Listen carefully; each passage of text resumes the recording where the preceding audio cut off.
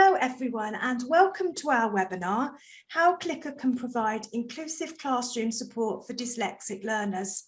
My name is Katie and I'm joined by my colleague Phil. We are both education consultants here at Crick Software and we talk with educators every day. One of the top queries voiced by teachers in Clicker meetings is, how can you use Clicker to support those learners with dyslexia? Today, I'm going to be asking Phil a number of questions inspired by hundreds of Clicker demonstrations where educators seek to support dyslexic learners. If you have any additional questions about Clicker and the support that it offers, please use the question window where our colleague Gemma will be available during the session and slightly afterwards to answer any questions that you might have. Phil, let's start perhaps by outlining some of the difficulties related to literacy that are typically experienced by learners with dyslexia. Yeah, so dyslexia, I mean, the typical difficulty is difficulty with with their phonological awareness. So that kind of underpins the sort of typical profile of a dyslexic learner. But whilst that's probably true for maybe 85 to 90% of learners, it's also worth bearing in mind that there's somewhere between sort of 10 and 15% of dyslexic learners actually have a visual component as well to their learning challenges. Okay, and how can those phonological difficulties then manifest in the classroom? Okay, so there's lots of issues. So low reading confidence, and alongside that, difficulty extracting information from text. Okay. And when it comes to writing, they've often got weak spelling, and then a lot of dyslexic learners will have poor working memory. Now that manifests itself in a couple of ways. They can find it difficult to follow the teacher's instructions, for example, and then also when they're concentrating on writing, they can also find it difficult at the same time holding the thoughts about what they're trying to write in their head. In terms of actual vocabulary, they can have difficulties with new words. They can have difficulties finding words, and also pronunciation can be an issue. When it comes to the length of writing, you tend to find that dyslexic learners can get tired very quickly, so they would have what we describe as poor writing stamina, and that's kind of combined with taking a lot longer to write.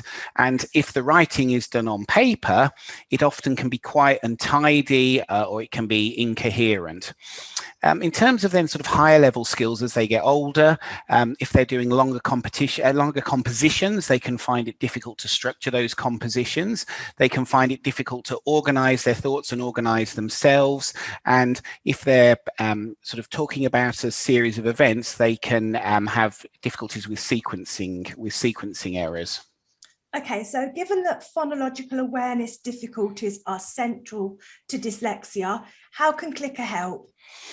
Well, what I'm going to do is I'm just going to click on the little file explorer icon at the top left here, and I'm going to head over to our learning grid. So I understand that we've got lots of people watching this webinar today, and some of them will be very familiar with Clicker and be familiar with learning grids, but for some this will be new to them. So when you get access to Clicker, and Clicker is a reading, writing, speaking and listening literacy support tool, you also get access to learning grids. Okay, and learning grids is this huge bank of resources which stretch really right across the curriculum, and we can go through into different topic and subject areas across this bar here. Now I'm going to head straight into English, and there's a couple of sections straight away that we want to have a look at. So the first one is sounds and letters. So if you're taking a systematic synthetic phonics approach to learning, then early on this is really, really useful. So if we go into phonics 1, which is our first group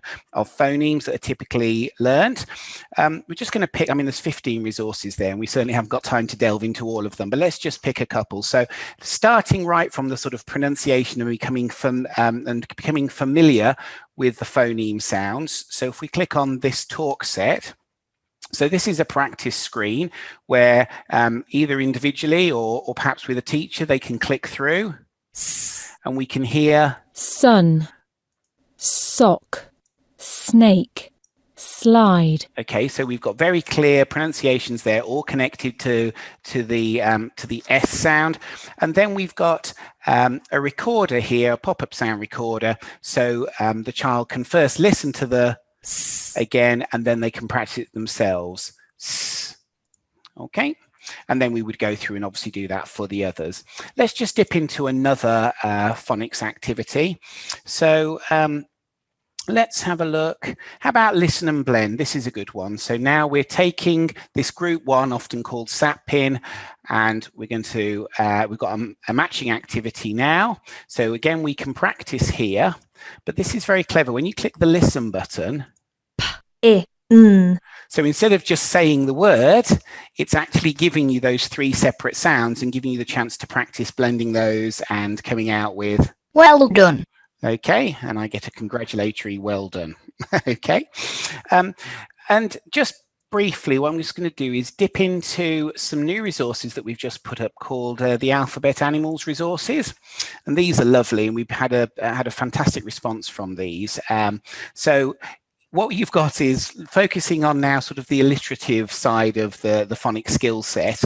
We've got Felix Ferret and Gary Goose and Harry Hamster and Jenny Jellyfish. Let's pick Jenny Jellyfish. Okay. And here we've got lots of activities that's focusing on alliteration, and we've even got some basic books there. Right, you mentioned books in Clicker. So how can Clicker assist with reading? Yeah, that's a great question, and it can help in lots of ways and help with a lot of the difficulties associated with reading. So let's perhaps head over to Story Cornering and just look at a couple of resources here. So we've got a whole bunch of decodable stories. So those are deliberately designed to help a systematic synthetic phonics approach to reading. But actually, I'm going to dip into maybe a story that we might use with older individuals. And we're going to use King Midas and the Golden Touch. Okay, so I'm going to take the first activity here, which is the read a book activity. And what we've got here is the full story, King Midas and the Golden Touch, which quite often teachers will just use this to introduce the story to the class anyway. But then when an individual is trying to then read it for themselves, it might be that they need lots of help and they might want to listen to the story back. So you've got a speak text button there. Long ago in the kingdom. I'm not going to get it to read all of it, but you get the idea. Clicker will read that back to the learner. Now, that's good for some learners, but for others, they've actually got a reasonable grasp of reading some of the more common words, but they might get stuck on a difficult word. So supposing I was reading that sentence at the start of the second paragraph, he lived with his, and I can't read that word. I can just click on it. Beautiful. And it just helps me that one word. And that's massive for helping with reading fluency. So rather than having to put your hand up, get help from a teacher, what's this word? It's stopping me reading. I can just click and then continue. And that really helps the flow of my reading. So that's an example how we might use Clicker in the case of, in this case, a story perhaps for junior school age children with King Midas. It's also worth mentioning that for those that need a bit of extra support, because we're talking about the inclusive use of Clicker and there's going to be a wide range of abilities, we do have another version of it where it's simplified and there's just one sentence per page. So for some learners, that will be more accessible initially than delving into the full story. So another example that I'm going to pick on is what we call find out and write about. Now, these are really, really popular learning grids. And we've got a whole bunch of non-fiction topics there, excuse me, typically science or geography or history topics. And you can get at them from collections, find out and write about. And one of the brilliant things about them is that each one comes with 3 books. So if you're using Clicker in an inclusive setting and you've got lots of different abilities you're catering for, then you can pick a level that's appropriate to the needs of the individual. I'm actually going to start off on book 3 and we'll take this top one, Life in the Second World War, but you can see there's many, many more of them. But let's just take this one, okay? So you've got an introduction here, and then you've got your various subtopics. So if we pick the Blitz, say, so we're looking at the Blitz. So first of all, if I need help reading it, then it will read back to me. And actually, this one's got recorded speech, so it's a very, very natural reading voice. Okay. And then there's a number of other things that can help. Of course, we can do what I said before, which was to click on individual words if you get stuck, but also to help you understand this and extract the meaning from it. You can see that various words have been highlighted in blue there. And the great thing about those is that we can jump into them, okay, by clicking on the glossary button, and then you've got a speech supported definition for all of those words. And then once we've actually extracted the information from that first chunk of text, then we've got a writing activity with some keywords there to help us write. So we can then write about what we've just learned. And then we've got another page of information and another word bank to go with it. So chunk by chunk, bit by bit, we're extracting information, recalling that information, writing about it, and then moving on. Okay, now I did mention that there are multiple levels to the find out and write about. So just to show you as a contrast, the other side, which is book 1, so that's the sort of entry level life in the Second World War, much shorter introduction. All the same topic areas. So if you're working in a classroom with somebody sitting next to you on book 3, it doesn't look like you're doing anything radically different to them. But when we go in, we've now simplified it into just key bullet points, which helps them extract the information. And then the writing activity is sentence halves rather than free writing and then pulling in some words from a word bank. Great, so having had a look at reading, let's now imagine we've got students crafting a piece of writing. What reading and writing supports would students be able to access? Perhaps reading supports first, Phil. Okay, yeah, that's fine. So the first thing to say is the mere fact that we are using technology to produce our writing does get around some of the issues surrounding the work being untidy and difficult to decipher. So just the mere fact of using technology is helping the writing in that sense. But if we look from a reading perspective, if I type a simple sentence, so I'm going to write something like, my name is Phil. When I punctuate the sentence, Clicker responds by doing a number of things. My name is Phil. Okay, so apart from the fact it sorted out a couple of my problems, like I had a lowercase m and a capital P, the speech support is helping me to read my work and analyze my work back. And to further help that, it actually highlights, now you can't always see that very well on a webinar, but it's actually highlighting the text as it speaks the words. So it helps me track along the line. And as I said, there's some aspects of dyslexia can be related to the visual, so helping a child to track along the sentence is really useful. Let me put another sentence in, and now I'm going to make an error. So if I say, I find writing really hard, okay, firstly, it doesn't actually read until I punctuate, so it's great for those children that are forever forgetting to punctuate their work. But when they do punctuate it, they're doing what I always used to tell my class to do when I was a teacher. They're checking their work because they can hear the mistake they've made. I find writing really hard. Right. Okay. So I've got a chance to review what's written. If what I've written, and if I want to hear it all, then you can just click the speak text button. It will speak the whole lot back to you. You can just select a section of it and just hear that back too. Right, now I'm sure spelling will be a theme running throughout this session, but how can Clicker help sort out that error in the second sentence? Okay, so you can do what you might expect with a word processor. You can right click and you can get your list of words. Actually, for many learners, they prefer this ABC button here, because when you hit the ABC button, you get this lovely child-friendly floating spell checker. And for some children, they might have issues with poor fine motor control. So if they've got lots of words close to each other in a list, it's easy to accidentally click on the wrong one, not because you thought that was the one you wanted, just because your mouse control wasn't good enough. But here we've got some lovely large target areas. But one of the problems that you get with a spell checker is that if you don't know how to spell writing in the first place, as is clearly the case, how are you actually supposed to know which of those words are correct? And whether you're using the right click one or you're using this floating one, what we can do is right click on any of the individual cells. Hitting, sitting, Writing. And they'll read back to us. So I can then select with confidence, right click to listen. Writing. Yeah, that's the one I want. I can select and it goes in. Great. So, yeah. Lovely. You mentioned at the start poor working memory. How can this impact on classroom performance, and what can we do to help that? Yeah, I think there's two. I mean, there's probably many areas in which it impacts classroom performance, but two clear areas that I'm going to bring up now. The first one is remembering instructions.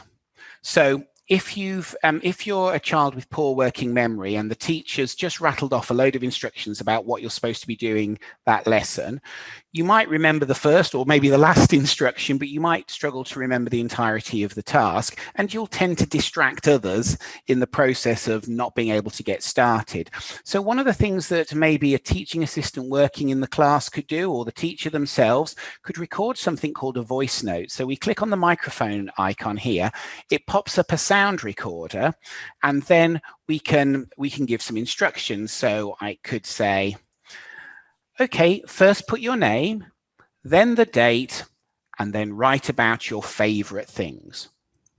Okay, so then when Phil gets stuck with his writing, he can just click on that little button there and it will repeat back to him. Okay, first put your name. Okay, I'm not going to get you to listen to all that again, but you get the idea. And I've actually seen some teachers use that very effectively with children who've got a particular problem following lots of instructions by actually putting several of those, and each one contains a single instruction. Okay, another really good use of this is to help children who maybe if you speak to them and say, what is it you want to write about, Phil? And Phil comes out with lots of great ideas that he's going to write about. But when it actually comes to getting on with the task of writing, he's so concerned and focused on trying to get the words out of the keyboard onto the screen that actually Phil might forget some of his great ideas. So one way to get around that is to do what we call oral rehearsal prior to writing. So Phil can kind of download his thoughts, if you like, into a voice note. So I'm going to just put a couple of voice notes in. My favorite sport is cycling. And I'll do one more.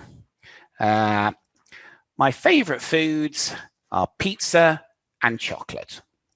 Okay. So this is great.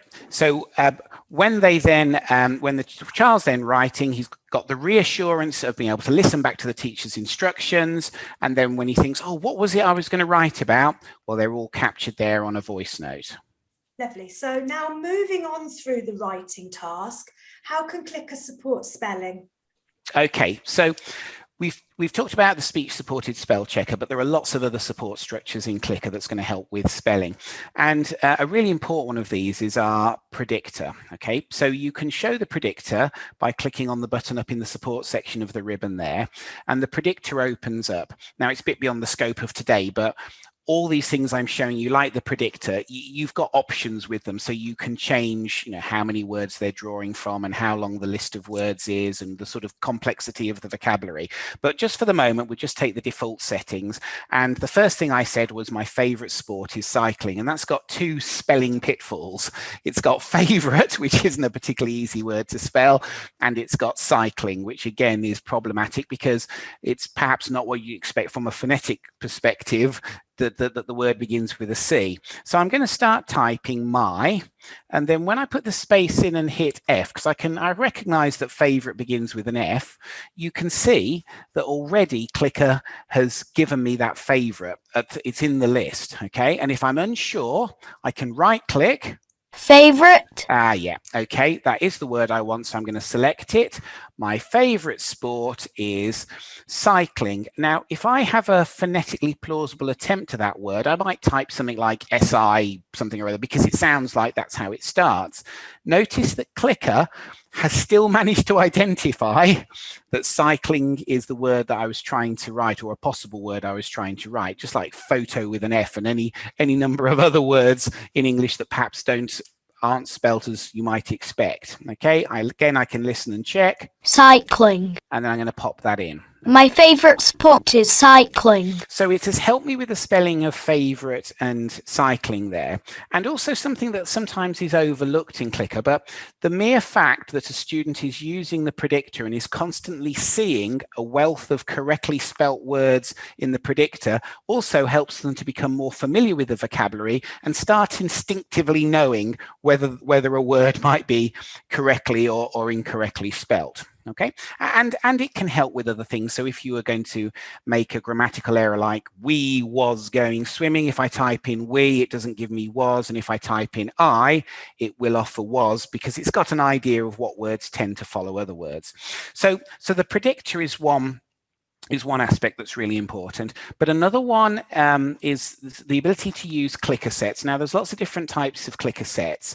The ones that I'm just going to look at now are the ones that sit at the bottom of the writing, bottom of the word processors. We're doing our writing. We've already looked at a couple of books which are another sort of clicker set, but these, we've got sentence sets which are helping children to recreate sentences by just typically jumbling up a sentence and hear all the words of the sentence, put it back together, and then move on to a new grid with a new sentence.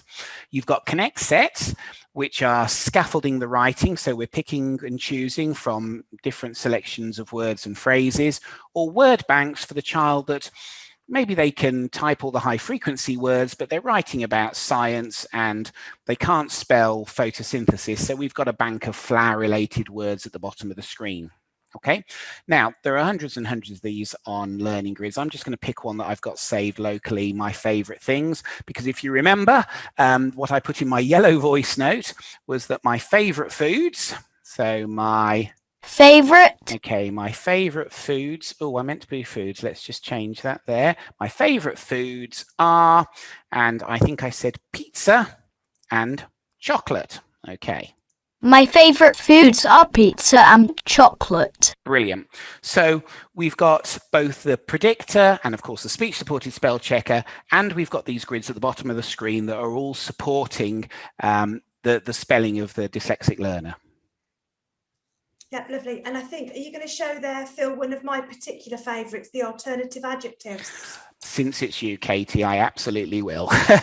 Okay, so yes, I suppose when we do demonstrations, we always have our favorite grids, and I know that one of your favorites is alternative adjectives.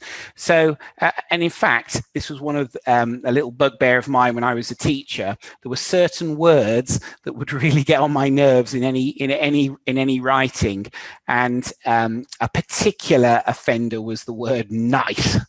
So here we've got a whole bank of additional words. So we've got beautiful, charming, delicious, so much better words than, oh, the food was nice. Okay, we've got the food was delicious.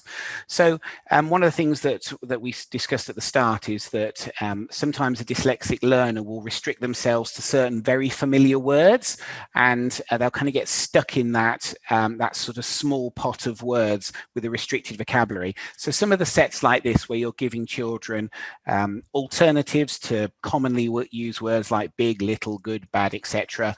This can be a really powerful way to expand their vocabulary.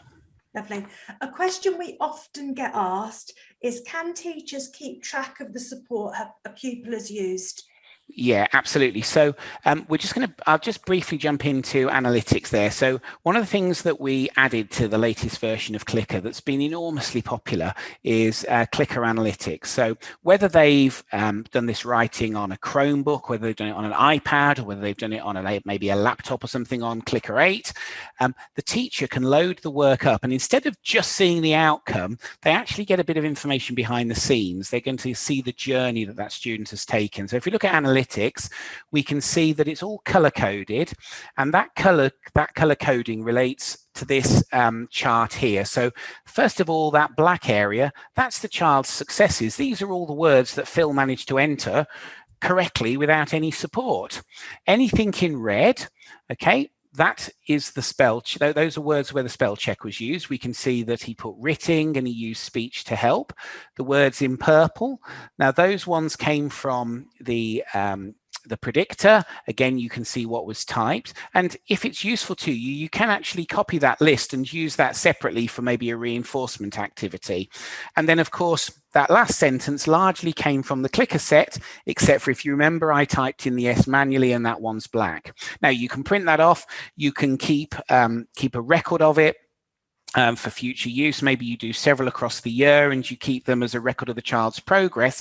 And it can help you understand, firstly, whether you're over supporting or under supporting, but it also might pick out certain trends. So, for example, that the silent W in writing, maybe this child has a particular issue with silent letters. So that's something we could do with doing some more reinforcement work on. Right, you mentioned learners with visual difficulties. What problems can they experience and how can we help them? Yeah, so a couple of examples there. So some children, I mean, a lot of children will have some sort of coloured overlays that they will use in school. And what some of the sort of typical issues that we see is you'll get children that when they look at text, it looks like it's shifting about. Some children see text as all squashed up on screen. That's quite often called compression. And then the moving about is sometimes known as ocular dyspraxia or vibration. And also children will sometimes muddle up letters. So if I was to type a sentence like, I like to build, whoops, let's try that again. I like to build cardboard models, where we've got O's and A's, which can be muddled up, D's and B's that can be confused. Let me just make that speak. I like to build cardboard models. Okay, so let's look at what we can do now. So one of the things you can do in Clicker, I did say that you can go into options and you can change all sorts of things about the Clicker experience for the individual. And that's great if you're working in a classroom environment and you want different profiles for different students. And those profiles can be saved. And I've got one saved here, which was set up for a child with dyslexia who felt much more comfortable using the color purple than the sort of default colors. So I'm going to select that now. Okay, and you can see that we've got a dyslexic friendly font. So it gets around the compression problem by being quite loosely spaced, and it helps children distinguish between different letters. So the D and the B, like the D's pinched at the bottom, the B's pinched at the top, the A kind of slopes away from the O. To help distinguish letters with tails, Y, G, J, and Q have all got different shaped tails on them. And things like V, Y, and W have got different valley heights because those are letters that can be confused as well. And finally, the whole font has got a very slight emphasis towards the bottom of it.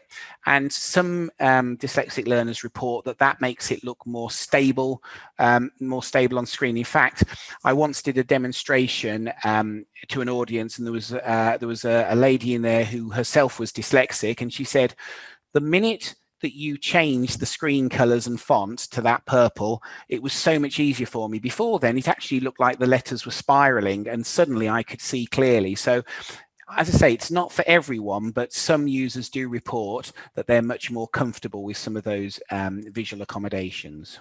Okay, great. And perhaps just sort of in the last 2 or 3 minutes, Phil, we can start to think about some of the organisational difficulties that dyslexic learners might experience and how Clicker can help with that. Yes, of course. Right.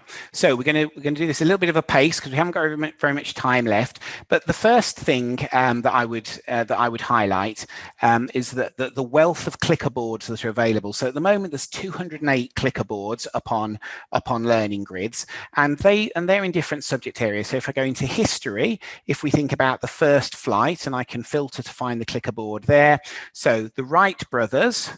So this is now helping the dyslexic learner to separate different aspects of the history there. So we know, we can focus on what's relevant to their childhood, what's relevant to their work, what's relevant to the first flight. Okay. Another example, taking a science example, let's go in and look at sort of thinking about sort of working scientifically and scientific investigation. So let's do working scientifically, and we'll go to clicker boards, and there's a whole bunch of these to help. I'm going to go for fair test planner because that's something we often do in science. What is it I'm trying to find out? what will I change, what will I keep the same. So by being able to organize all those thoughts separately, it really helps that child that has organizational difficulties. Now, what you can do when you've populated one of those is actually send the information to a word bank. So I'm going to very quickly just dip into this clicker board, that this is the sort of thing that we might be talking about with a class. So electric cars, advantages of them, disadvantages, and diesel cars, some of their disadvantages and some of their advantages. We would discuss that with a class, and then when it comes to writing, we can just create a word bank, and we've got a color-coded word bank here with the negatives and the positives separated into electric and diesel.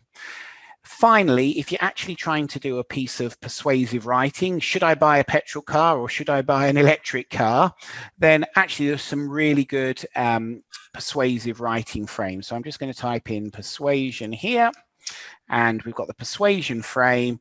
I think, I would argue, my point of view is general words, linked words and phrases, and then we've got all those topic words from that word bank. And that really helps the child with organizational difficulties, because you're giving them clues about how to start sentences and how to work their way through a piece of persuasive writing. Great, thanks, Phil. I'm sure we've all got lots of ideas to take away from that. Thank you, everybody, for attending. There's been lots of questions. I know Gemma is busy typing answers to you all. We'll keep the question and answer box open for another 10 minutes. So if you do want to stay around and ask us any questions, we are still here for 10 minutes after the session. If you're interested in finding out how Docs Plus supports secondary students with dyslexia, please head over to our website, book onto the webinar that Phil's going to be hosting on Monday, the 22nd of November.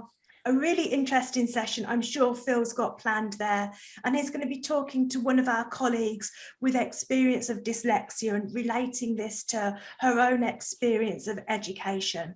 So we're just going to finish by saying thank you for joining us today. We'll be in touch shortly, and you will get a recording from today's session. If you want to share it with colleagues and co-workers, please feel free to do that. And thank you, everybody, for your time. Goodbye.